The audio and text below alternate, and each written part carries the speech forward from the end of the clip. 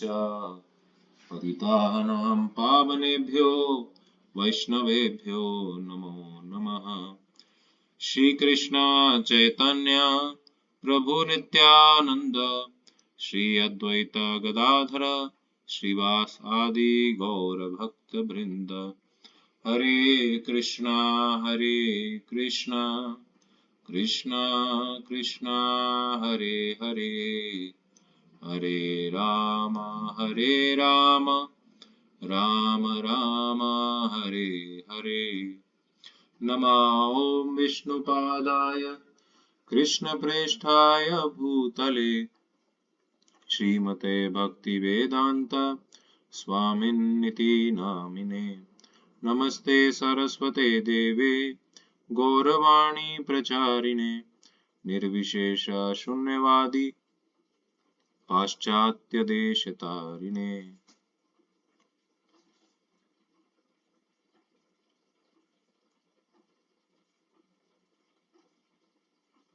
हरे कृष्णा।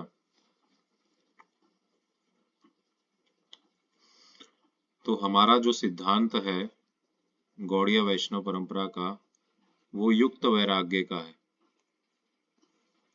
युक्त वैराग्य का मतलब है हम भगवान की प्रसन्नता के लिए कोई भी चीज को स्वीकार कर सकते हैं। जैसे बाहर के जो लोग हैं वो दूसरी संप्रदाय के जो लोग हैं वो लोग अक्सर है ना धन से दूर रहने की सलाह देते हैं और जो मॉडर्न चीजें हैं उनसे थोड़ा सा डिटैच रहने के लिए बोलते हैं।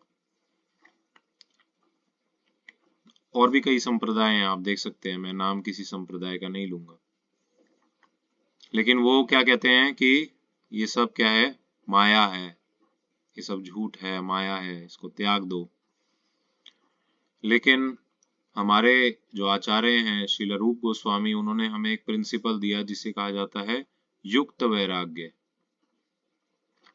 तो युक्त वैराग्य का अर्थ है युक्त होते हुए भी वैराग्य का पालन करना। यानी कि आप किसी चीज को स्वीकार करते हैं लेकिन उसे भगवान की सेवा में भी लगाते हैं। जैसे प्रभुपाद जी एक बार प्रवचन दे रहे थे तो प्रभुपाद जी कह रहे थे, प्रभुपाद जी के कुछ शिष्य आए उनके पास और उन्हें बोले कि स्वामी जी देखिए एक यहाँ के प्रसिद्ध एक योगी हैं क्योंकि वहां पे पहले योगी लोग बहुत ज्यादा प्रचलित थे उस समय में। तो ये योगी जो है वो ऐसे धन को ऐसे धन है और ऐसे दूर हाथ करके फोटो खिंचवाए हैं। तो प्रभुपाद ने बोला न्यूज रिपोर्टर को मेरे पास बुलाओ, मैं सारे धन को ऐसे लेके फोटो खिंचवाऊंगा। सो कहने का अर्थ है कि और वो धन लेके प्रभुपाद कहते मैं सारा का सारा भगवान की सेवा में लगा दूंगा। तो कहने का अर्थ ये है कि कोई भी चीज, कोई भी वस्तु, कोई भी परिस्थिति हम कृष्णमयी बना सकते हैं। असल में यही हमारा सबसे बड़ा टेस्ट होता है कि हम क्या विपरीत परिस्थितियों को भी भगवान की सेवा में लगा सकते हैं कि नहीं। जो भी आपके सरकमस्टेंस हैं, जो भी आपके पास सुविधाएं हैं, जो भी आपके पास धन राशि है, जो आपका जॉब है, जो आपका बिजनेस है या कुछ भी आप करते हैं, आप उसको कैसे भगवान की सेवा में लगाएं, ये है युक्त वैराग्य। ऐसा नहीं कि आर्टिफिशियली वैराग्य ले लिया और कहीं अचानक से एक दिन गायब हो गए, जंगलों में चले गए।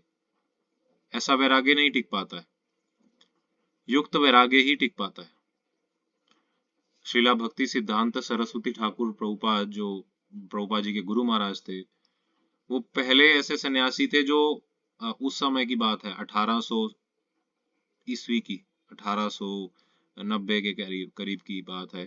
पहले सन्यासी थे जो कोट पहना करते थे, वे कोट वगैरह पहना करते थे और गाड़ी में घूमते थे, है ना। उस समय में गाड़ी होना ही बहुत बड़ी बात थी, बहुत बड़ी बात थी, है ना। पूरे देश में सिर्फ रॉयल लोगों के पास ही गाड़ी हुआ करती थी, और वो भी कौन सी, रोल्स रॉयस, तो वो रोल्स रॉयस में भी घूमे, पहली बार ऐसा विश्व में इतिहास में देखा गया। लेकिन वो अटैच नहीं थे उससे कि ये मेरी गाड़ी है मुझे चाहिए, ऐसा बिल्कुल भी भावना नहीं थी उन्होंने। वो सिर्फ इसीलिए करते थे कि जनरल पब्लिक को ये दिखा सकें कि एक भक्त जो है उसकी कैसे रिस्पेक्ट होनी चाहिए, उसकी क्या वैल्यू होनी चाहिए। और उनके इस प्रयासों के ही फलस्वरूप उनके रहते रहते 64 बड़े बड़े मंदिर, गौड़िया मठ बन गए। तो भक्त जानता है कैसे एक्सपर्टली माया को भी भगवान की सेवा में लगाना है। अगर पैसा माया है ना, तो उसको कैसे भगवान की सेवा में युक्त किया जाए, ये एक भक्त अच्छे से जानता है। या अगर आपके पास पति है, पत्नी है, बच्चे हैं, उनको कैसे भगवान की सेवा में लगाया जाए। ये नहीं कि मैं बाबा जी बनूंगा, सन्यास ले लूंगा, सब छोड़ छाड़ दूंगा। लेकिन मन से कैसे छोड़ोगे? मन तो वहीं भटकता रहेगा ना। भगवत गीता में भगवान इसलिए तो कहते हैं कि वैरागी जो है वो इंद्रिय विषयों से तो दूर हो जाता है, लेकिन उसका मन हमेशा उसका चिंतन करता रहता है। और ऐसा जो योगी है, ऐसा जो प्रयास करने वाला है, वो प्रिटेंडर कहा जाता है, मिथ्याचारी कहा जाता है। क्योंकि मन ही मन में तो उसके विचार वही है। बाहर से भले ही उसने अपना वेशभूषा बदल ली हो, चोला बदल लिया हो, लेकिन अंदर से तो वही है व्यक्ति। तो हर जीवात्मा भोग की इच्छा करता है, भोग की इच्छा से कोई मुक्त नहीं है। लेकिन हमें आचार्यों ने सिखाया अपने आचरण से किस तरीके से हम धीरे धीरे धीरे धीरे धीरे धीरे अपना सर्वस्व भगवान की सेवा में लगाना सीखें। जब स्थितियां विपरीत हो, परिस्थितियां हमारे फेवर में ना हो, उसको भी कैसे भगवान की सेवा में लगाया जाए, है ना। उसमें भी ऐसा हमारा माइंड का चिंतन हो, हमारा ऐसा कॉन्शियसनेस हो कि ये जो परिस्थिति आई है ये भगवान के और निकट ले जाने वाली है ना। जैसे अगर किसी भक्त के का फ्रैक्चर हो जाता पाँव, तो वो शुक्र मनाता है कि भगवान ने, मेरा तो वैसे पाँव, दोनों पाँव कटने थे, लेकिन भगवान ने एक फ्रैक्चर में ही टाल दिया, है ना। या फिर वो क्या सोचता है, ये मेरे ही पुराने कर्म थे। वो भगवान को दोष नहीं देता, कहता है अच्छा है निकल गए मेरे कर्म, मेरे कर्म कट गए, अच्छा है इसी जन्म में, नहीं तो फिर दोबारा किसी तरीके से आते। तो भक्त जो है वो विपदाओं को भी, विपरीत परिस्थितियों को भी भक्ति की सेवा, भगवान की सेवा में लगाना जानता है।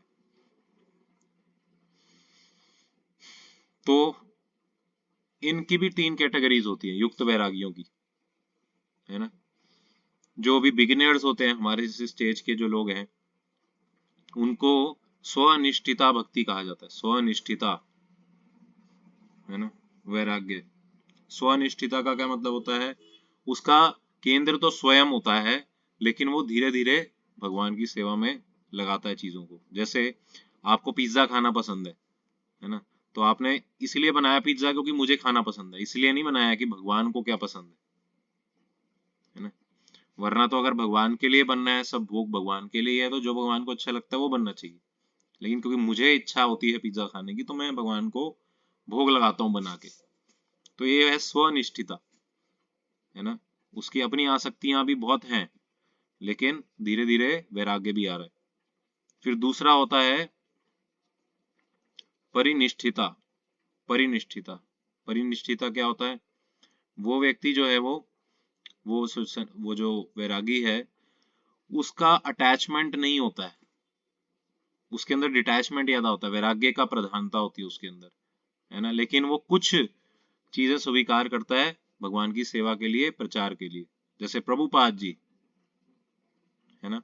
प्रभुपाद जी डिटैच थे पूरी तरह से, लेकिन फिर भी प्रभुपाद जी, है ना, यूज करते थे चीजों को, है ना, हवाई जहाज से ट्रेवल करते थे। किसी ने पूछा रिपोर्टर ने कि स्वामी जी आप तो सन्यासी हैं, आप हवाई जहाज में ट्रेवल क्यों करते हैं, जेट की स्पीड में, जेट से ट्रेवल क्यों करते हैं, इतनी महंगी टिकट होती है जेट की। तो प्रभुपाद ने कहा तुम लोग जेट की स्पीड से नर्क की ओर भाग रहे हो, इसलिए मुझे इक्वल पेस लाने के लिए जेट में भागना पड़ रहा है ना। तो प्रभुपाद का ऐसा अटैचमेंट नहीं था, है ना। प्रभुपाद जी से एक बार पूछा गया कि प्रभुपाद इतने बड़े बड़े मंदिर बनाने की क्या जरूरत है ना, भूखों खाना खिलाओ, ये खिलाओ, वो करो। तो प्रभुपाद ने बोला कि मैं तो पेड़ के नीचे भी रह लूंगा, क्या आप आओगे मुझे सुनने पेड़ के नीचे, है ना। तो उनका खुद का कोई अटैचमेंट नहीं था, और ऐसा हुआ भी। प्रभुपाद इतनी बड़ी मूवमेंट खड़ी करने के बाद जब भुवनेश्वर में एक मंदिर की स्थापना के लिए लैंड लिए, तो प्रभुपाद कुटिया बना के रहे वहां, एक कुटिया जिसमें कोई पानी नहीं, कोई सुविधा नहीं, कुछ भी नहीं, लाइट इलेक्ट्रिसिटी कुछ नहीं। प्रभुपाद कई दिनों तक वहां पे रहे भुवनेश्वर में, एक कुटिया बना के। और ऐसे बहुत सारे स्थानों में प्रभुपाद ऐसे ही रहे विपरीत परिस्थिति में, क्योंकि प्रभुपाद डिटैच थे। प्रभुपाद को ये नहीं कि बहुत सारे मंदिर बना दिए हैं तो मुझे ऐशो आराम मिलना चाहिए, नहीं, 0% इंद्रिय तृप्ति, लेकिन कुछ चीजें स्वीकार करते हैं प्रचार के लिए, उसे कहते हैं परिनिष्ठिता, है ना। ये दूसरे लेवल का मध्यम अधिकारी होता है ये। और फिर तीसरे लेवल का तो बहुत ही एडवांस होता है ना, उसे कहते हैं निरपेक्ष, है ना, निरपेक्ष। उसकी जरा सी भी इंद्रिय तृप्ति की इच्छा नहीं होती है, और उसको कोई फर्क नहीं पड़ता कि लोग क्या सोचते हैं नहीं सोचते, है ना। अवधूत होते हैं वो, अवधूत, आपने सुना है ना अवधूत, वो उत्तम भक्ति के लक्षण है ना, सबसे ऊंचे लेवल के लक्षण है। लेकिन हमें उसका कॉपी नहीं करना चाहिए। वो देखता नहीं है ना, कैसे भी रहेगा, कैसे भी करेगा, लेकिन वो भगवान से उसका प्रगाढ़ प्रेम हो, है ना। सो ये 3 प्रकार के युक्त वैरागी होते हैं, वैरागी होते हैं बेसिकली। इनमें से जो पहले 2 हैं ये युक्त वैरागी है, और लास्ट वाले जो हैं वो युक्त नहीं है वो केवल वैरागी है ना। जैसे नित्यानंद प्रभु के बारे में कहा जाता था, वो कभी, है ना, तालाब में कूद जाते थे, वो मगरमच्छ को पकड़ लेते थे, ऐसे गला लगा लेते थे, कहते बोलो हरे कृष्णा, है ना।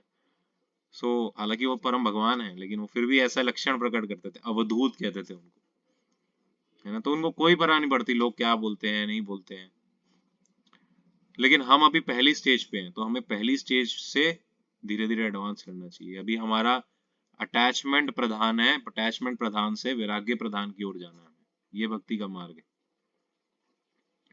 है ना। अभी हम अपनी अटैचमेंट्स को कोशिश कर रहे हैं भगवान की सेवा में लगाने का, फिर बाद में ऐसी स्थिति आएगी कि हम डिटैच होंगे पूरी तरह से, हम कुछ चीजें एक्सेप्ट करेंगे, कुछ चीजें हम अपने जीवन में लाएंगे भगवान की सेवा के लिए, बस बाकी सब विरक्ति, उस स्टेज पे आना है। तो ये भक्ति की प्रक्रिया है और ये भक्ति का मार्ग है ना। कभी भी हम अपने ड्यूटीज को छोड़ के भागें या अपनी परिस्थिति से जंप करने की कोशिश करें तो हम बहुत बुरी तरह से मुंह के बल गिरेंगे नीचे। इसलिए वैराग्य करना है तो कौन सा वैराग्य करना है? युक्त वैराग्य, है ना। अगर हमारे कोई ये भाई ये दुनिया ये संसार मेरे काम का नहीं है, यहाँ बहुत कष्ट है, अच्छी बात है, यही सिखाने के लिए भगवान ने ये सब कष्ट दिए, लेकिन इसका मतलब ये नहीं कि आओ जी हम सन्यासी बन जाए, है ना, प्रभु जी माताओं के लिए क्या इस्कॉन में कोई जगह है क्या, ये मतलब नहीं है इसका। अरे अंदर से कैसे छूटोगे इन सब आसक्तियों से? बाहर से वेश बदलने से नहीं होगा कुछ, है ना। और भक्तों के संग लेने को कौन मना करता है आपको? आप घर बैठे बैठे भी संग ले सकते हैं, है ना। तो संग लेना जरूरी है ना, वैराग्य अपने आप आएगा।